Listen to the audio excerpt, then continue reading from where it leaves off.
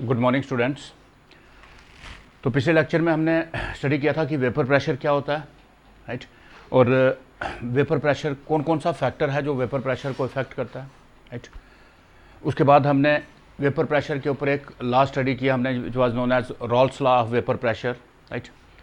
तो बच्चों आज हम स्टडी करने जा रहे हैं ideal and non ideal solutions, ideal and non ideal solutions, ठीक है। बच्चों आपको 11th क्लास में याद होगा, 11th में हमने आइडियल एंड नॉन आइडियल और रियल गैसेस को स्टडी किया था हमने, है ना। तो वहाँ पे हमने गैसेस के लिए लॉ स्टडी किया था, कौन सा, आइडियल गैस इक्वेशन और गैस लॉज। तो उसमें हमने कहा था कि जो गैस लॉज को फॉलो करती है that is known as ideal gas, और जो गैस फॉलो नहीं करती है उसको हम क्या बोलते हैं, नॉन आइडियल और रियल गैस बोलते हैं।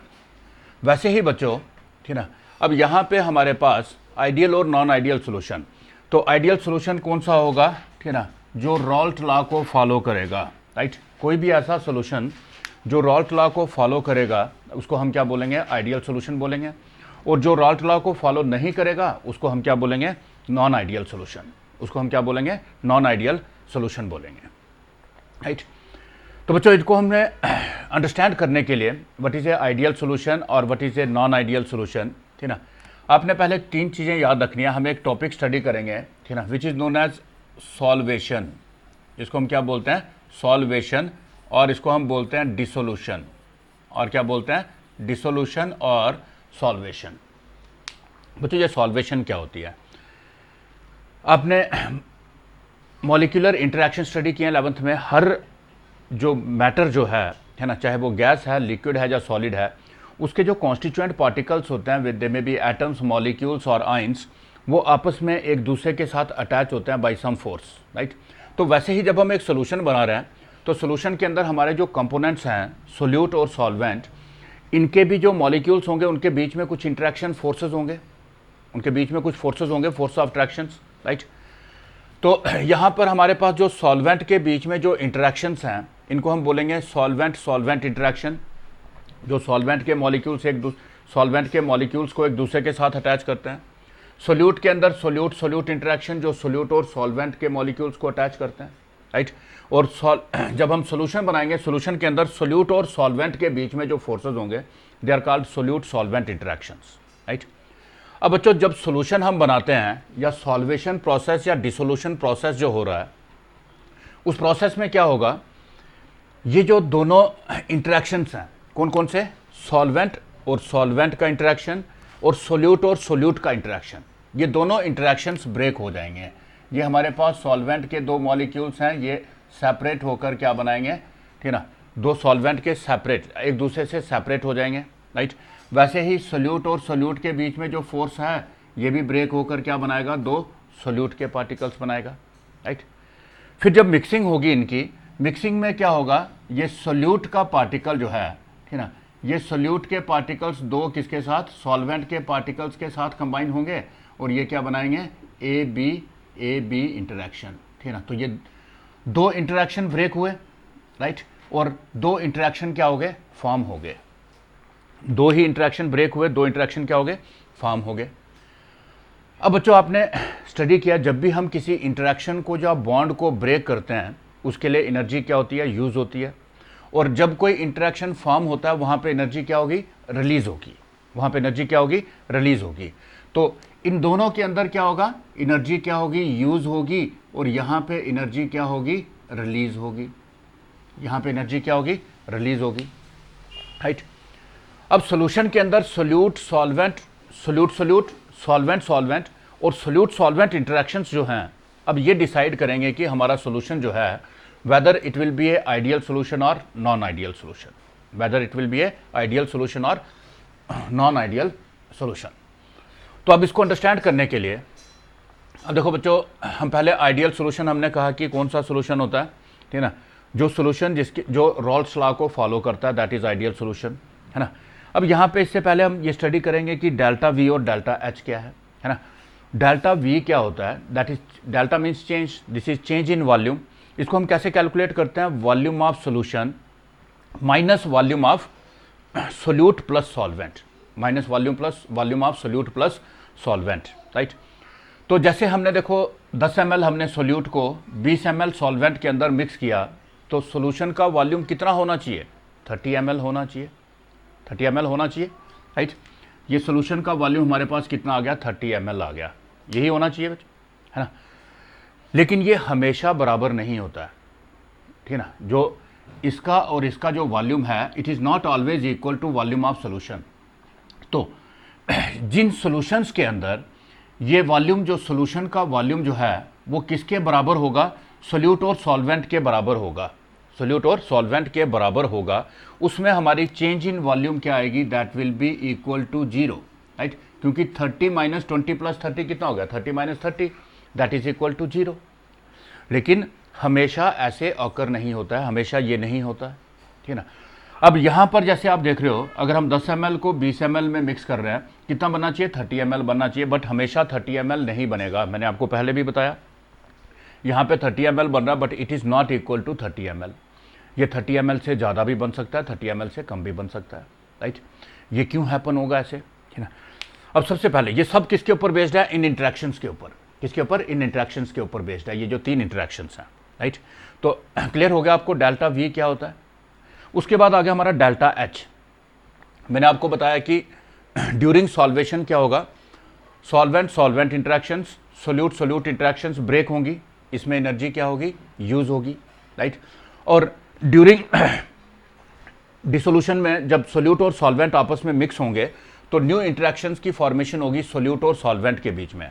यहाँ पे एनर्जी क्या होगी? रिलीज होगी, एनर्जी क्या होगी? रिलीज होगी।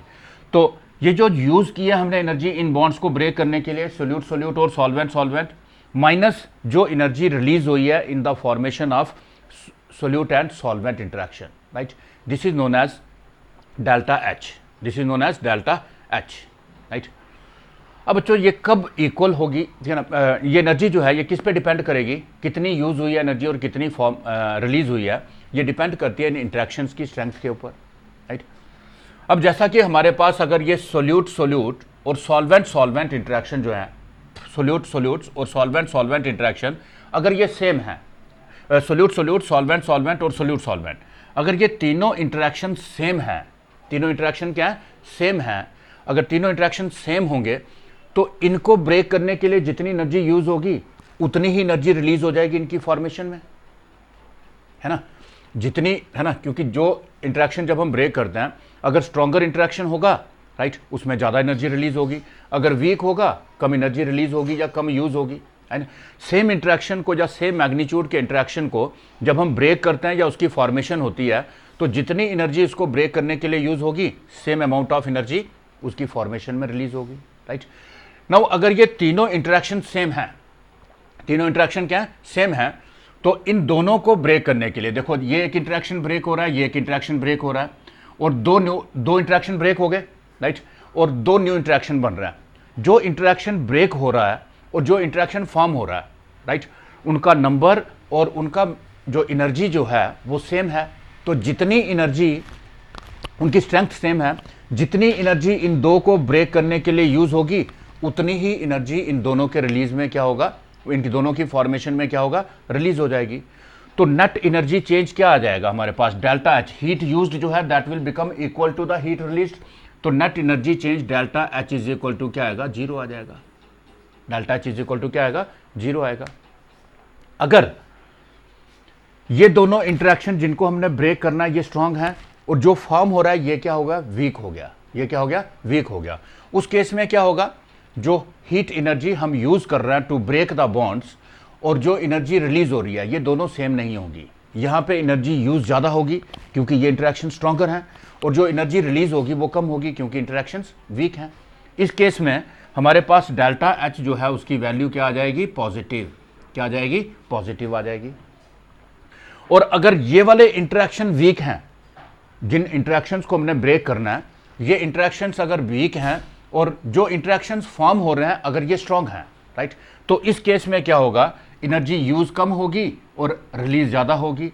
तो हमारे पास delta H is equal to क्या आ जाएगा? नेगेटिव आ जाएगा। Delta H is equal to क्या आएगा? नेगेटिव आएगा। क्लियर हुई ये बात, राइट। अब देखो बच्चों, हमने आइडियल नॉन आइडियल ये दो चीज़ें आपने स्टडी करनी है, मतलब अंडरस्टैंड करना है। अगर ये जिसको अंडरस्टैंड हो गई तो वो आसानी से एक्सप्लेन कर सकता है कि आइडियल सोल्यूशन कब बनता है, नॉन आइडियल कब बनता है ना। डेल्टा वी जो है ना, डेल्टा वी क्या होता है, volume of solution minus volume of solute plus solvent, right. अगर ये इक्वल आता है, यहाँ पे ये इक्वल आ रहा है, यहाँ पे ये इक्वल नहीं आ रहा है, राइट। ये जब इक्वल, अब देखो वॉल्यूम किस पे डिपेंड करेगा कि पार्टिकल्स के बीच में डिस्टेंस कितना है, और पार्टिकल्स के बीच में डिस्टेंस जो है वो डिपेंड करता है कि पार्टिकल्स में फोर्स ऑफ ट्रैक्शन कितनी है। जितना टाइटली हेल्ड करोगे तो पार्टिकल्स उतने क्लोज हो जाएंगे, जितना लूजली बाउंडेड होंगे तो पार्टिकल्स दूर दूर हो जाएंगे, है ना। अब बच्चों देखो यहाँ पे हमने फर्स्ट केस हम स्टडी करते हैं। अगर इन दो के बीच में, इन दो के बीच में और इन दोनों के बीच में अगर ये सारे फोर्सेस सेम हैं, सारे फोर्सेस क्या है, सेम है, तो जितना डिस्टेंस पार्टिकल्स में यहां था उतना ही डिस्टेंस यहां पे होगा और उतना डिस्टेंस यहां पे होगा। इट मींस कि जितना वॉल्यूम, ठीक है ना, जितना डिस्टेंस पार्टिकल्स सोल्यूट के पार्टिकल्स में था उतना ही डिस्टेंस सॉल्वेंट के पार्टिकल्स में था, और सेम डिस्टेंस किस में था, सोल्यूट और सॉल्वेंट के पार्टिकल्स में। इट मींस कि जितना वॉल्यूम सोल्यूट और सॉल्वेंट का होगा उतना ही वॉल्यूम किसका बनेगा, सोल्यूशन का। क्लियर है ये, राइट। नाउ अगर ये दोनों इंटरेक्शन स्ट्रॉन्गर हैं, ये दोनों इंटरेक्शन क्या है, स्ट्रॉन्गर हैं, पार्टिकल्स क्या होंगे, क्लोजली पैक होंगे, यहां पे वॉल्यूम क्या होगा, कम होगा। लेकिन जब दोनों को मिक्स किया तो इन दोनों के बीच में इंटरेक्शंस वीक हो गए, पार्टिकल्स में डिस्टेंस क्या हो जाएगा, इंक्रीज हो जाएगा, दैट इज वॉल्यूम क्या होगा, इंक्रीज हो जाएगा, राइट। उस केस में हमारा डेल्टा वी जो है, क्योंकि ये वाला वॉल्यूम जो है सोल्यूशन का ज्यादा हो जाएगा, किससे, सोल्यूट और सॉल्वेंट से। क्यों, क्योंकि यहां पे सोल्यूट और सॉल्वेंट के बीच में फोर्स ऑफ ट्रैक्शन कम है। फोर्स ऑफ ट्रैक्शन अगर कम है तो उससे क्या हो रहा है, पार्टिकल्स दूर दूर हो जाएंगे एक दूसरे से, दूर दूर होंगे तो ज्यादा स्पेस ऑक्यूपाई करेंगे, दैट इज वॉल्यूम इंक्रीज हो जाएगा, राइट। तो इस केस में हमारा डेल्टा वी जो है ये क्या आ जाएगा, पॉजिटिव आ जाएगा। डेल्टा वी क्या आ जाएगा, पॉजिटिव आ जाएगा। कब, जब सोल्यूट सोल्यूट और सॉल्वेंट सॉल्वेंट इंटरेक्शन स्ट्रॉन्गर होंगे किससे, then the solute solvent interaction. अब हम थर्ड केस लेते हैं कि अगर ये दोनों इंटरेक्शन वीक हैं और ये वाले इंटरेक्शन स्ट्रांग है, आप खुद से गैस करोगे क्या होगा, है ना।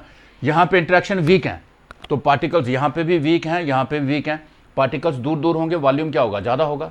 लेकिन जब दोनों को मिक्स किया तो इनके बीच में यहां पे आकर इंटरेक्शन क्या हो गए, स्ट्रांग हो गए, तो पार्टिकल्स क्या हो जाएंगे, क्लोज हो जाएंगे, तो ये वाला वॉल्यूम कम हो जाएगा। तो जब हम चेंज इन वॉल्यूम निकालेंगे, ये वॉल्यूम कम है तो इन दोनों का वॉल्यूम क्या होगा, ज्यादा होगा, तो दोनों में डिफरेंस जो है डेल्टा वी हमारे पास क्या आ जाएगा, it will give a negative value, it will give a negative value. इसमें हमारे पास एक नेगेटिव वैल्यू आएगी। क्लियर है स्टूडेंट्स। देखो फिर से देखो, अगर ये चीजें अगर आपको समझ आ गई तो आप आइडियल और नॉन आइडियल सॉल्यूशन को आसानी से एक्सप्लेन कर सकते हो कि what is ideal solution, what is a non ideal, है ना। सबसे पहले सॉल्वेशन क्या होती है, जो सॉल्यूशन की फॉर्मेशन के टाइम पे क्या होता है, जो हमारा सॉल्वेंट सॉल्वेंट इंटरेक्शन और सोल्यूट सोल्यूट इंटरेक्शंस, ये दोनों इंटरेक्शंस ब्रेक होती हैं और इनको ब्रेक करने के लिए एनर्जी यूज होती है, राइट। और मिक्सिंग के टाइम पे सोल्यूट और सॉल्वेंट में न्यू इंटरेक्शंस की फॉर्मेशन होती है और वहां पे एनर्जी क्या होगी, रिलीज होगी, एनर्जी क्या होगी, रिलीज होगी, राइट। अब सबसे पहले अगर ये तीनों इंटरेक्शन सेम है, तीनों इंटरेक्शन क्या है, सेम है, तीनों की स्ट्रेंथ जो है अगर सेम है, तो जितनी एनर्जी इन दो को ब्रेक करने के लिए यूज होगी उतनी ही एनर्जी इनकी फॉर्मेशन में क्या होगी, रिलीज हो जाएगी। तो डेल्टा एच क्या आ जाएगा आपके पास, जीरो, क्योंकि डेल्टा एच हमारे पास क्या है, heat used minus heat released, right. तो जितनी हीट यूज हुई है उतनी हीट क्या हो गई, रिलीज हो गई, तो delta H is equal to क्या आ गया, जीरो आ गया। दूसरा केस, अगर ये दोनों स्ट्रांग हैं, ये दोनों क्या है, स्ट्रांग हैं, तो इनको ब्रेक करने के लिए हीट जो यूज होगी वो क्या होगी, ग्रेटर होगी, राइट। लेकिन जो इंटरेक्शन फॉर्म हो रहे हैं ये वाले इंटरेक्शन ये वीक हैं, तो यहां पे एनर्जी रिलीज क्या होगी, कम होगी, तो उस केस में हीट यूज्ड ग्रेटर होगी और रिलीज क्या होगी, कम होगी, तो डेल्टा एच जो है it will give a positive value, it will give a positive value. And third case, अगर ये दोनों वीक हैं और ये स्ट्रांग है, राइट, तो इनको ब्रेक करने के लिए जो एनर्जी यहां पे यूज होगी ये लेस होगी और जो एनर्जी रिलीज होगी वो ग्रेटर होगी, एनर्जी रिलीज क्या होगी, ग्रेटर होगी, तो हमारे पास डेल्टा एच क्या आ जाएगा, नेगेटिव आ जाएगा, डेल्टा एच क्या आ जाएगा, नेगेटिव आ जाएगा। क्लियर है बच्चों ये। दूसरा आ गया चेंज इन वॉल्यूम, राइट। तो जब हम नॉर्मली सोचते हैं तो भाई जितने हम सोल्यूट और सॉल्वेंट को मिक्स कर रहे हैं तो सोल्यूशन का वॉल्यूम उतना ही होना चाहिए, उतना ही होना चाहिए, बट ये हमेशा ऐसा नहीं होता, राइट। जब हम अगर हमारे पास ये तीनों, ठीक है ना, वॉल्यूम किस पे डिपेंड करता है, पार्टिकल्स कितना क्लोजली पैक है। जितने ज़्यादा क्लोजली पैक होंगे तो वॉल्यूम उतना कम होगा, जितना लूजली पैक होंगे वॉल्यूम उतना ज़्यादा होगा, राइट। अब वॉल्यूम, जो पार्टिकल्स कितना क्लोजली पैक होंगे वो डिपेंड करेगा किसके ऊपर, पार्टिकल्स के बीच में जो इंटरेक्शंस हैं। जितना स्ट्रांग इंटरेक्शन होगा पार्टिकल उतना क्लोज होगा, जितना वीक होगा पार्टिकल उतना दूर होगा।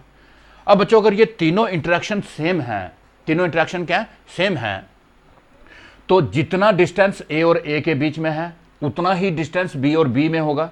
तो जब दोनों को मिक्स कर रहे हैं तो ए और बी के बीच में भी डिस्टेंस क्या होगा, सेम होगा। डिस्टेंस क्या होगा, सेम होगा। तो इस केस में जितना वॉल्यूम यहां पे इन दोनों का होगा उतना ही वॉल्यूम किसका आएगा, सॉल्यूशन का। दैट इज वॉल्यूम चेंज नहीं होगा, डेल्टा वी। तो 30 माइनस ये भी कितना है, 30 हमारे पास, तो ये वॉल्यूम चेंज क्या होगी, there will be zero. Delta V हमारे पास क्या आ जाएगा, जीरो आ जाएगा। लेकिन अगर ये इंटरेक्शन स्ट्रांग है, राइट, तो यहां पे और यहां पे पार्टिकल्स क्लोजली पैक होंगे, क्या होंगे, क्लोजली पैक होंगे, राइट। ये हमने 10 ml लिया, ये 20 ml लिया, लेकिन जब दोनों को मिक्स किया तो यहां पे पार्टिकल क्या होंगे, इंटरेक्शन वीक हो गई, ये वाली इंटरेक्शन वीक होगी, तो यहां पे पार्टिकल थोड़ा लूजली अरेंज हो जाएंगे। पार्टिकल जब लूजली अरेंज होंगे तो डिस्टेंस इंक्रीज होगा, तो वॉल्यूम इंक्रीज हो जाएगा। उस केस में ये वाला वॉल्यूम जो है इस वॉल्यूम से थोड़ा सा ग्रेटर हो जाएगा। क्या हो जाएगा, greater. That is delta V हमारे पास क्या आ जाएगा, पॉजिटिव आ जाएगा। डेल्टा वी क्या आ जाएगा, पॉजिटिव आ जाएगा। एंड द थर्ड केस, अगर ये वाले इंटरेक्शंस जो हैं, ये वाले इंटरेक्शंस अगर वीक हैं और ये इंटरेक्शन स्ट्रांग है, अगर ये दोनों वीक होंगे तो यहां पे पार्टिकल्स में डिस्टेंस ज्यादा होगा, यहां पे पार्टिकल्स में डिस्टेंस ज्यादा होगा, लेकिन यहां पर आकर दोनों के बीच में फोर्सेस स्ट्रांग हो गए तो डिस्टेंस कम हो जाएगा। दैट इज वॉल्यूम क्या हो जाएगा, थोड़ा कम हो जाएगा। तो उस केस में हमारा डेल्टा वी क्या आएगा, नेगेटिव आएगा। डेल्टा वी क्या आएगा, नेगेटिव आएगा। क्लियर है बच्चों, क्लियर है बच्चों आपको ये, ठीक है। नाउ अब देखो हम आइडियल और नॉन आइडियल सॉल्यूशन को पढ़ने जा रहे हैं, ठीक है ना। इस कंसेप्ट को आपने क्लियर करना है। जिसको ये कंसेप्ट क्लियर हो गया तो वो आराम से आइडियल और नॉन आइडियल सॉल्यूशन को समझ जाएगा, ठीक है ना। तो आइडियल सॉल्यूशन मैंने आपको क्या बताया, आइडियल सॉल्यूशन कौन सा होता है, आइडियल सॉल्यूशन, आइडियल सॉल्यूशन, ठीक है, that follows the Rawls law, that follows the Rolle's law is called ideal solution, is called ideal solution। कोई भी सॉल्यूशन जो रॉल्ट लॉ को फॉलो करेगा उसको हम क्या बोलेंगे, आइडियल सॉल्यूशन बोलेंगे, राइट। अब इन सॉल्यूशन में क्या होती है, क्या क्या कंडीशन होती है, ठीक है ना। फर्स्ट कंडीशन जो है, फर्स्ट कंडीशन क्या है, राइट। इन सॉल्यूशन के अंदर जो सॉल्यूशन का जो प्रैक्टिकल वेपर प्रेशर जो है, ठीक है ना, द प्रेशर ऑफ, ठीक है ना, ये हमारे पास क्या आ गया, दिस इज प्रैक्टिकल, जो हम किससे, किसी इंस्ट्रूमेंट से, हम सॉल्यूशन के अंदर जो एक्चुअल वेपर प्रेशर जो है हम मैनोमीटर से डिटरमाइन कर रहे हैं या किससे डिटरमाइन कर रहे हैं।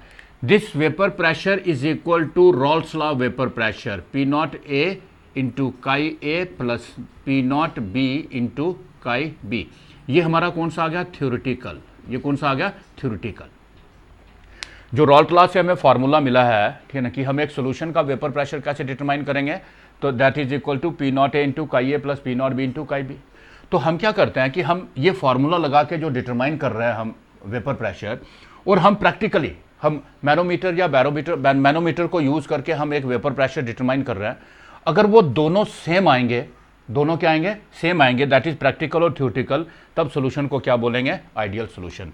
या इंडिविजुअल का P A, partial pressure of A is equal to क्या होगा, this is P not A into chi A according to Raoult's law, और P B is equal to क्या होगा, P not B into chi B. तो ये हमने Raoult law से निकाला, दैट इज थ्योरेटिकल आ गया हमारे पास, और ये वाला जो है ये हमने प्रैक्टिकली कैलकुलेट किया। अगर ये तीनों के, ठीक है ना, अगर ये प्रैक्टिकल वैल्यू वेपर प्रेशर की और थ्योरेटिकल वैल्यू जो है अगर ये सेम आती है, अगर ये सेम आती है, तो उस केस में हमारा सॉल्यूशन क्या होगा, आइडियल। ये एक पहली कंडीशन हो गई, ठीक है ना। मीन सॉल्यूशन का वेपर प्रेशर और हर एक कंपोनेंट का वेपर प्रेशर जो है, actual vapour pressure, it should match with the Raoult law vapour pressure, जो वेपर प्रेशर हम किससे, रॉल्ट लॉ से डिटरमाइन करते हैं, किससे डिटरमाइन करते हैं? रॉल्ट लॉ से डिटरमाइन करते हैं। ये दोनों क्या होने चाहिए? सेम होने चाहिए। क्लियर है बच्चों? दूसरी कंडीशन जो है इसके लिए, दैट इज डेल्टा वी जो है, change in volume is equal to क्या होनी चाहिए? जीरो होनी चाहिए। चेंज इन वॉल्यूम क्या होनी चाहिए? जीरो। और तीसरी कंडीशन जो है, डेल्टा एच जो है, that should also equal to zero. वो भी क्या होना चाहिए? जीरो होना चाहिए। राइट? अगर किसी सोल्यूशन के अंदर, किसी भी सोल्यूशन के अंदर सोल्यूशन का और हर एक कंपोनेंट का वेपर प्रेशर जो है, actual vapour pressure, practical vapour pressure, अगर वो रॉल्ट लॉ वेपर प्रेशर के बराबर आता है तो वो आइडियल होगा। राइट?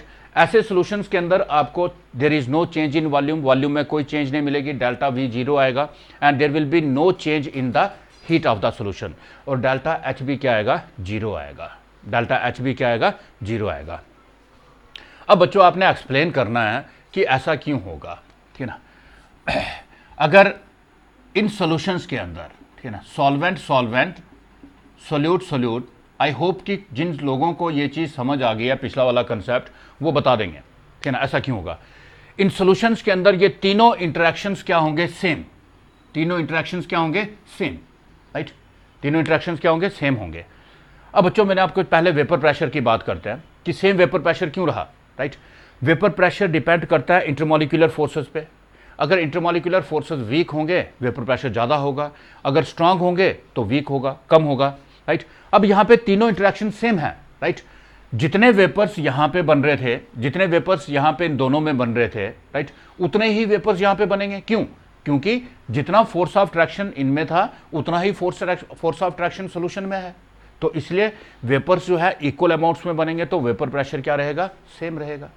वेपर प्रेशर क्या रहेगा? सेम। आप कैसे एक्सप्लेन करोगे क्यों इक्वल होता है वेपर प्रेशर? बिकॉज जितना, ठीक है ना, जो इंटरेक्शंस जो हैं, तीनों इंटरेक्शन सेम है, तो जितने वेपर्स की फॉर्मेशन होगी किसमें? सोल्यूट में या सॉल्वेंट में, उतने ही वेपर्स किसमें बनेंगे? सोल्यूशन के अंदर। किसके अंदर? सोल्यूशन के अंदर। क्यों? क्योंकि फोर्सेस ऑफ अट्रैक्शन सेम है, तो they will form equal number of vapours. Clear है ये? दूसरा, delta V is equal to zero क्यों है? राइट? इन तीनों में फोर्स ऑफ ट्रैक्शन इक्वल है।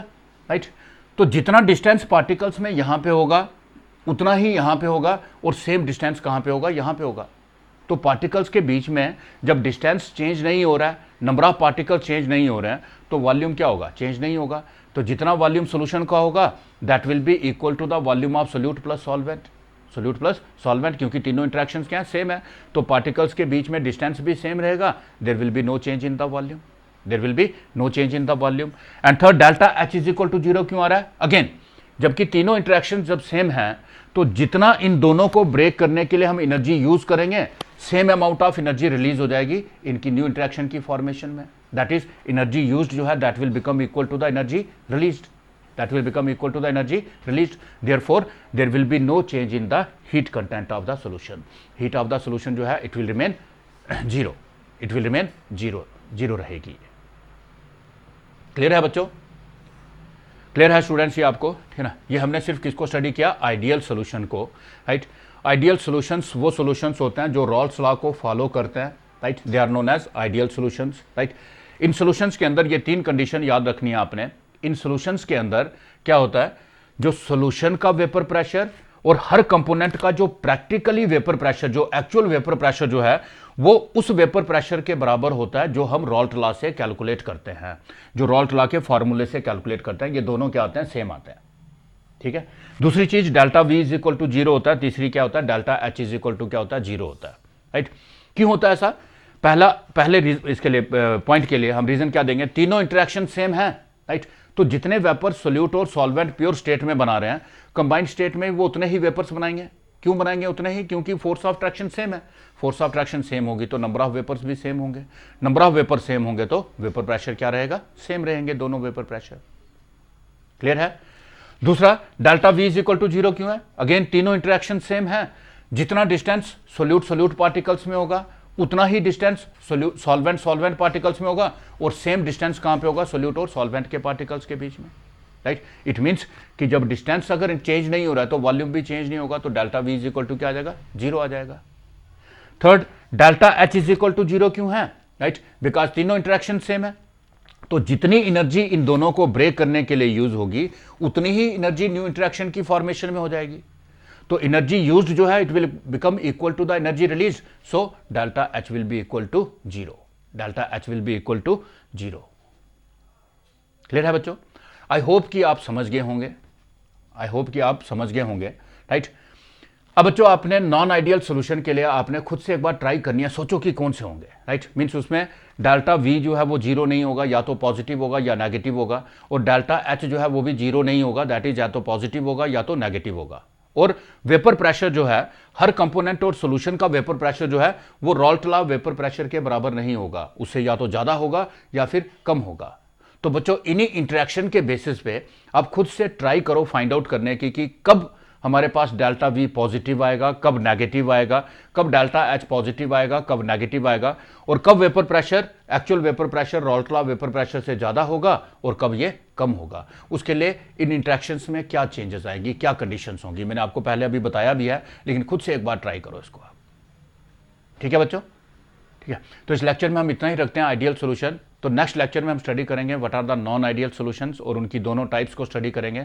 लेकिन तब तक आप खुद से फाइंड करो कि नॉन आइडियल सॉल्यूशन में क्या हो सकता है। मैंने बताया आपको जो रॉल्ट लॉ को फॉलो नहीं करेगा, तो ये तीनों कंडीशन जो है, ठीक है ना, यहाँ पे ये इक्वल इसके नहीं होगा, ये भी इसके इक्वल नहीं होगा, ये भी इसके इक्वल नहीं होगा, और डेल्टा वी जो है ये भी जीरो के बराबर नहीं होगा, डेल्टा एच भी जीरो के बराबर नहीं होगा, ठीक है ना। अब बराबर नहीं है तो क्या होगा, या तो ज़्यादा होगा या कम होगा। तो आपने देखना है कि ज़्यादा किस केस में होगा, कम किस में। अगर ये डेल्टा वी जो है जीरो के बराबर नहीं है तो क्या कंडीशन है, ज़्यादा हो सकता है या कम हो सकता है। कब ज़्यादा आएगा कब कम आएगा, इसको आप खुद से फाइंड आउट करने की ट्राई करो, और फिर हम मिलते हैं नेक्स्ट लेक्चर में। Thank you.